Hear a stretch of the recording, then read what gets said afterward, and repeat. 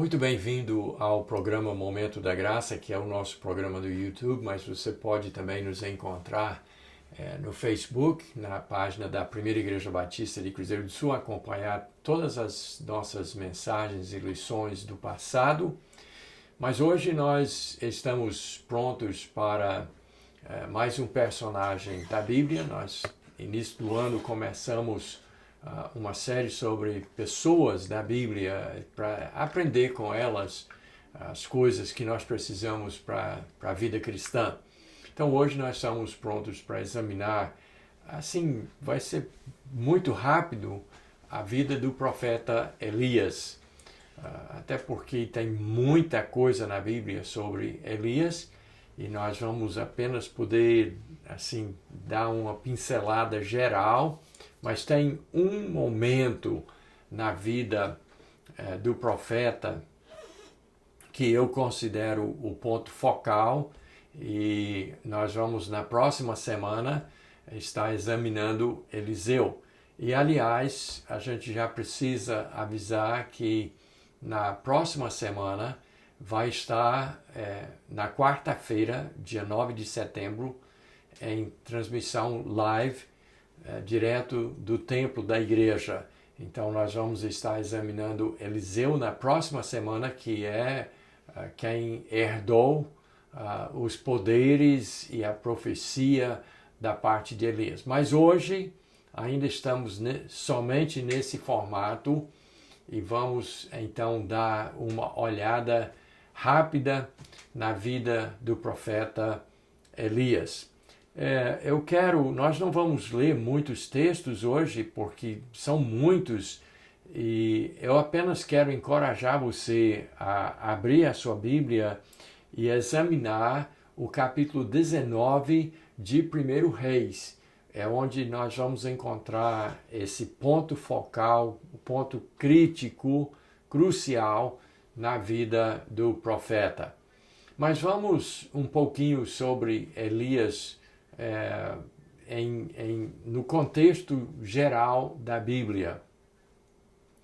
Elias foi chamado para ser profeta, indicado por Deus, e trabalhou num período muito difícil do povo de Israel, e com péssimos reis idólatras, teve que trabalhar com pessoas complicadas, pessoas que, por sinal, ameaçavam a própria vida do profeta.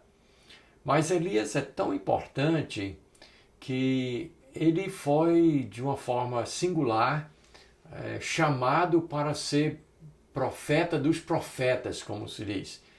Porque quando Jesus esteve na terra, teve uma ocasião que ele subiu ao monte com 3 dos seus discípulos, Pedro, Tiago e João, e enquanto eles estavam no monte, a Bíblia nos revela, isso no Novo Testamento, nos revela que 2 homens do passado, homens importantes, apareceram a Jesus e estavam conversando com ele. Jesus, nesse momento, por sinal, transfigurou-se em sua glória, ficou resplandecente, e apareceram então Moisés e Elias.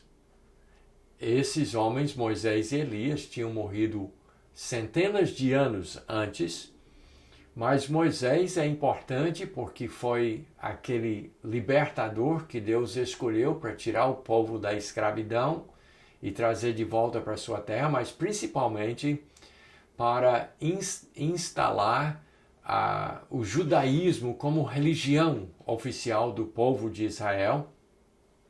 E foi Moisés que Deus usou para trazer a lei, os 10 mandamentos e todos os outros estatutos e leis que ficaram não somente para Israel, mas para toda a humanidade. Mas o outro homem que apareceu ali no monte com Moisés e Jesus foi Elias. E Elias, então, evidentemente, alguém muito especial no plano de Deus.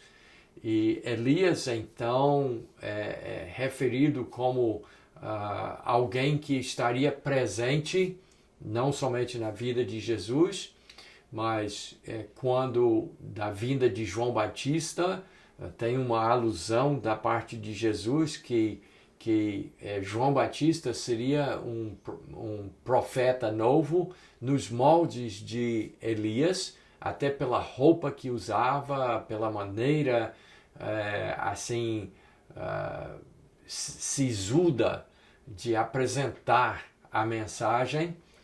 E alguém até especula que possivelmente no futuro as duas testemunhas do livro de Apocalipse, talvez Elias volte novamente para ter um papel tão importante nesse momento futuro e também crucial na vida da humanidade. Então Elias tem várias referências a ele no Novo Testamento. Foi um profeta excepcional, de grandes feitos, inclusive nós não vamos ter tempo para falar sobre os milagres de Elias, mas ele fez muitos milagres, coisas excepcionais, coisas que realmente foram intervenções nas leis naturais, e foi Elias, então, esse grande profeta. Mas então, falando de alguns destaques da vida de Elias, ele fundou uma escola de profetas, tipo poderíamos chamar em termos modernos, um seminário, onde se preparava profetas para o povo de Deus. E Elias teve que confrontar, porque Deus o mandava fazer isso, ele teve que confrontar os poderes, as autoridades da sua época. Ele teve que ir contra as práticas da cultura, da sociedade, da população em geral. Ele teve que ser aquele homem de chegar e pregar coisas que as pessoas não queriam ouvir. Então, profeta Elias não era só um homem que operava milagres, ele não foi um homem popular, ele foi, pelo contrário, alguém perseguido e de um ministério ultra complicado por causa da mensagem e por causa da época que ele vivia, onde havia muita idolatria, muita devassidão, muita corrupção, pessoas desviando o reinado de Israel, o povo de Israel, para caminhos terríveis e de consequências também horríveis. Então, Elias foi esse homem, profeta de Deus, que foi chamado para esse momento. Mas antes de nós falarmos dos eventos do capítulo 19 de 1 Reis, que eu quero que você leia esse capítulo, nós precisamos dar um pouquinho de ambiente de como Elias chegou onde chegou no capítulo 19. Elias foi, como nós já falamos umas duas vezes, aquele profeta não popular que teve que confrontar as autoridades, a cultura, as práticas, os costumes religiosos do povo e ser a voz de Deus contra essas coisas. Então, o rei de Israel, na época do final da vida de Elias, foi o rei Acabe. E Acabe era um judeu, evidente, se ele o rei de Israel, ele tinha que ser um judeu, mas ele casou com uma mulher que todo mundo já ouviu falar, uma mulher chamada Jezabel. E Jezabel era idólatra no último. E uma mulher cruel, terrível, de maus costumes e de uma astúcia e crueldade indescritível. Então, o povo de Israel estava induzido, né, por essa mulher e com a conivência de Acabe, o rei.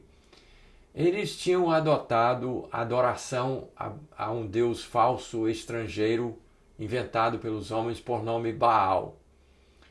Então Elias convocou todos os profetas e todo o povo, desculpe, para um lugar à beira-mar, um monte chamado Monte Carmelo, onde é hoje a Baía de Haifa.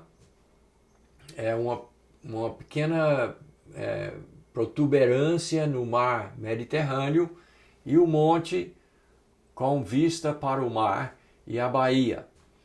Então, ele convocou e disse ao povo, uma das mais famosas frases de Elias: até quando cocheareis entre dois pensamentos?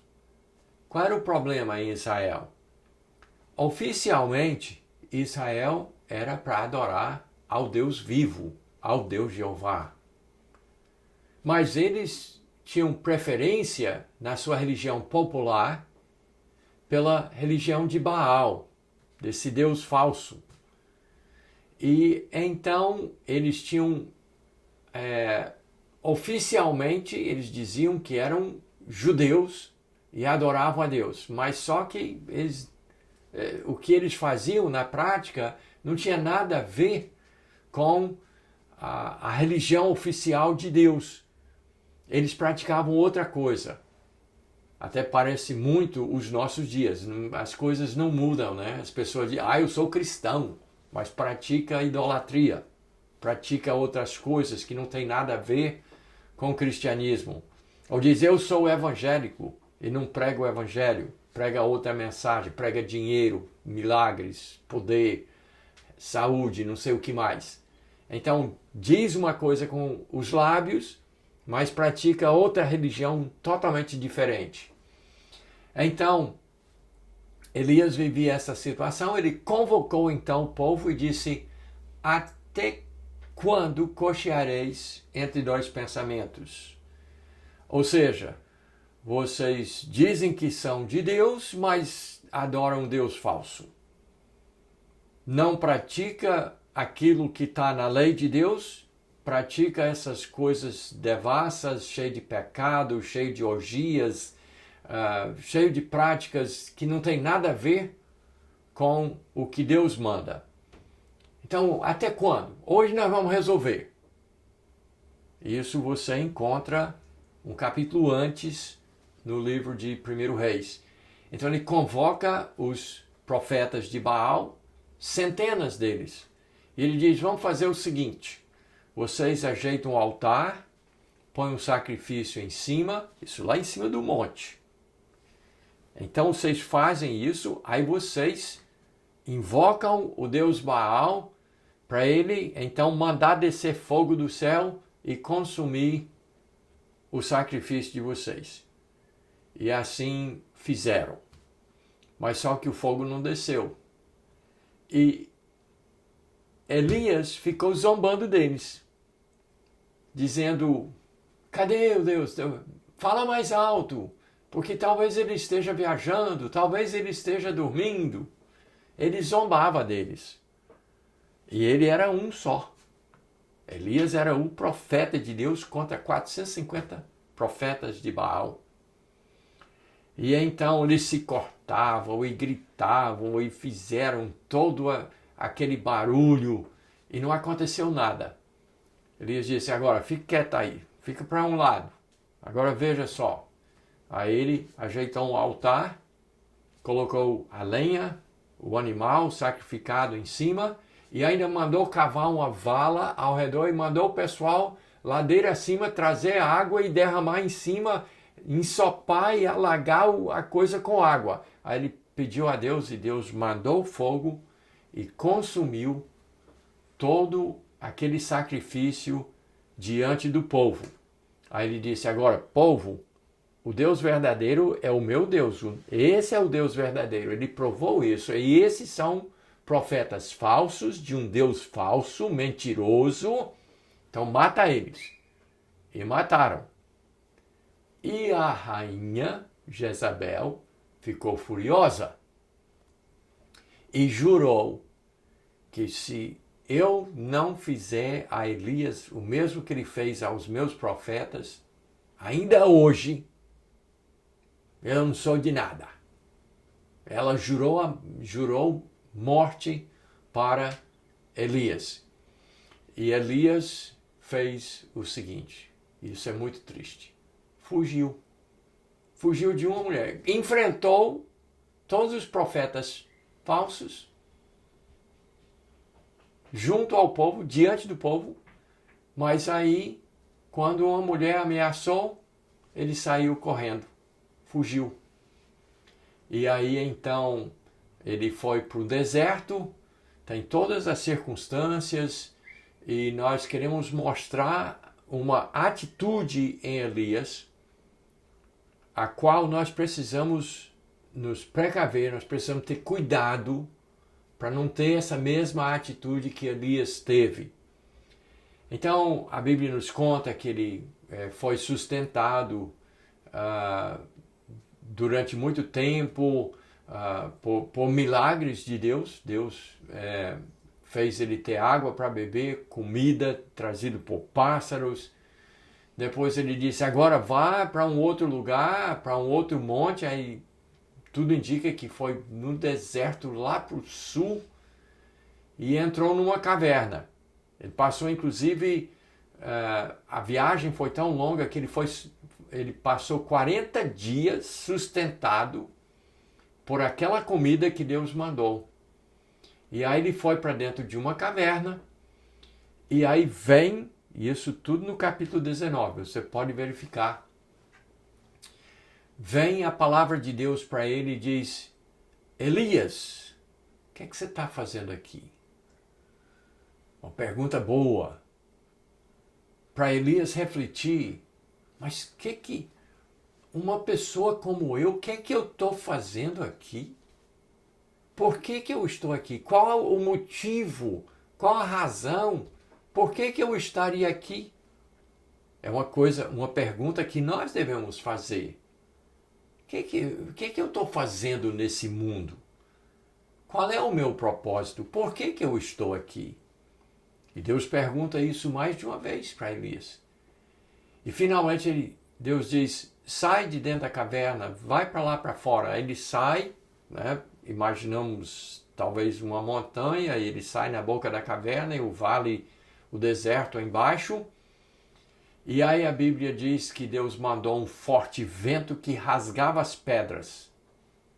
Mas Deus não estava nesse forte vento.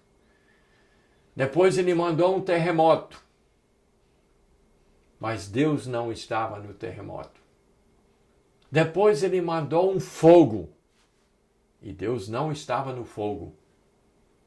Mas depois Deus mandou o que a Bíblia chama um cicio, um sussurrar de uma brisa, e Deus estava nessa mensagem. A mensagem de Deus estava nessa voz.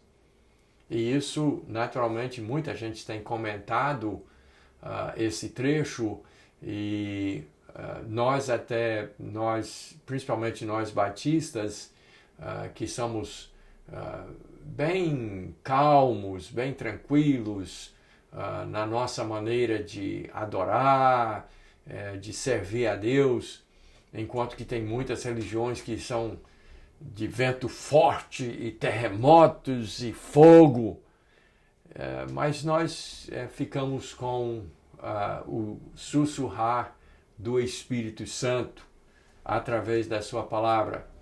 Então, Elias recebeu uma mensagem. Ele recebeu a missão para o restante da sua vida. Mas aqui está o ponto focal, um ponto de transição, de mudança no ministério de Elias. Porque Elias chegou onde chegou por medo.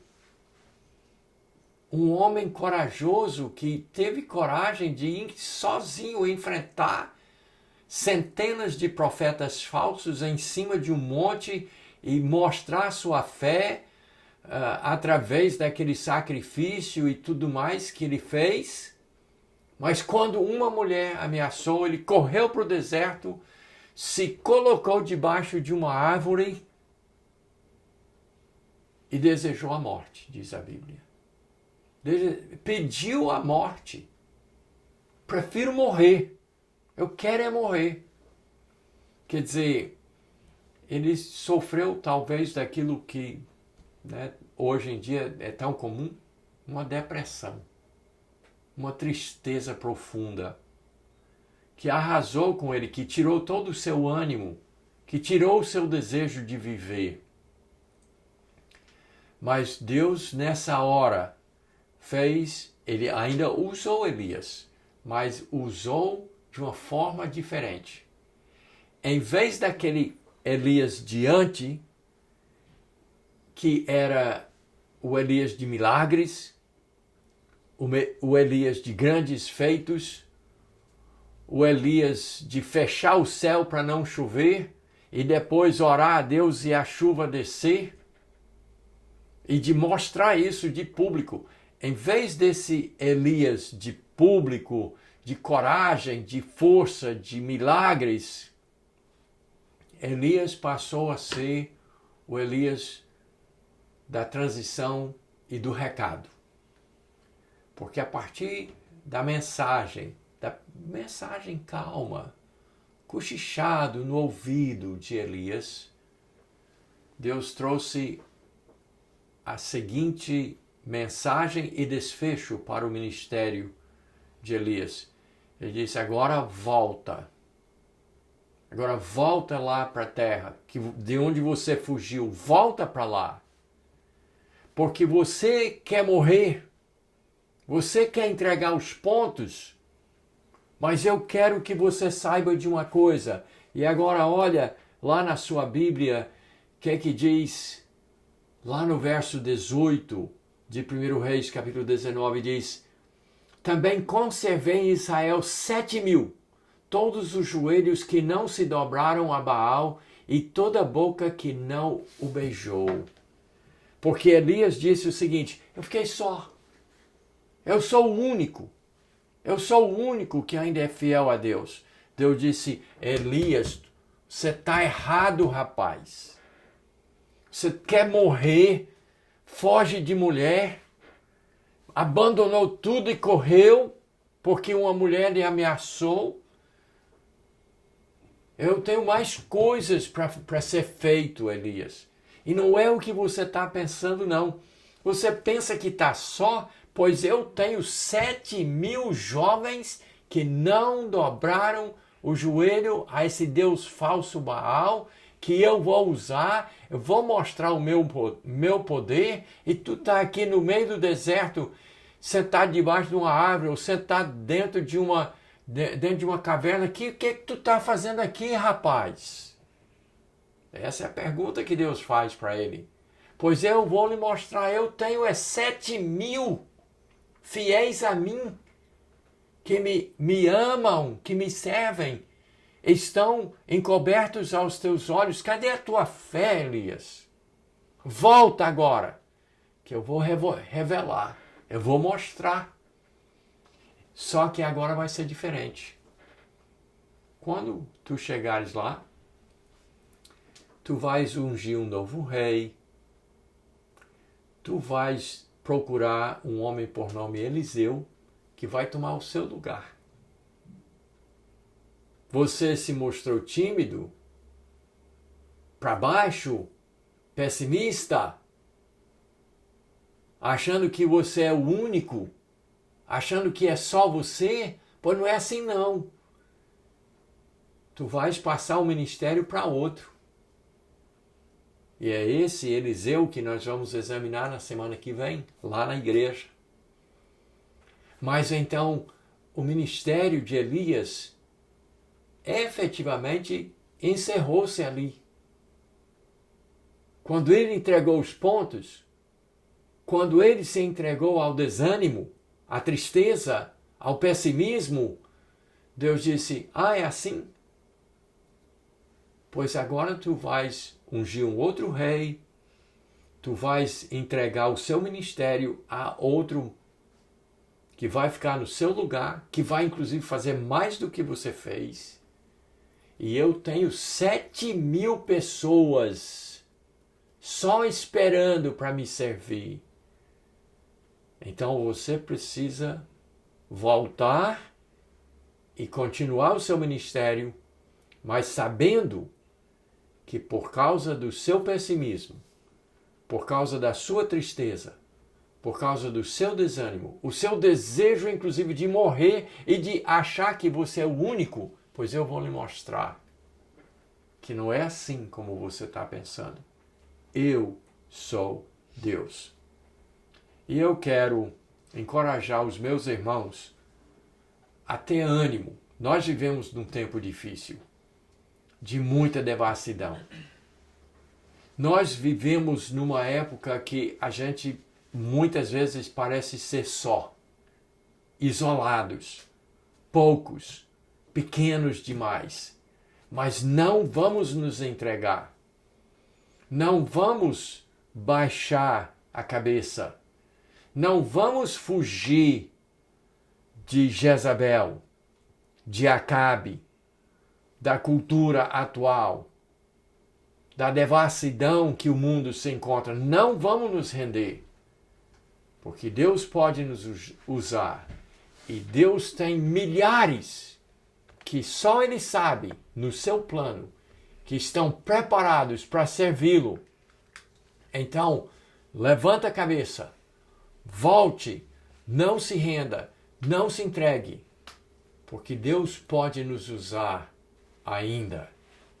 Então, eu admiro muito Elias, e ele fez grandes feitos, mas ele teve esse problema de entregar os pontos. E ele, eventualmente, teve que entregar até o ministério para outro, que foi muito bem sucedido e fez mais do que ele.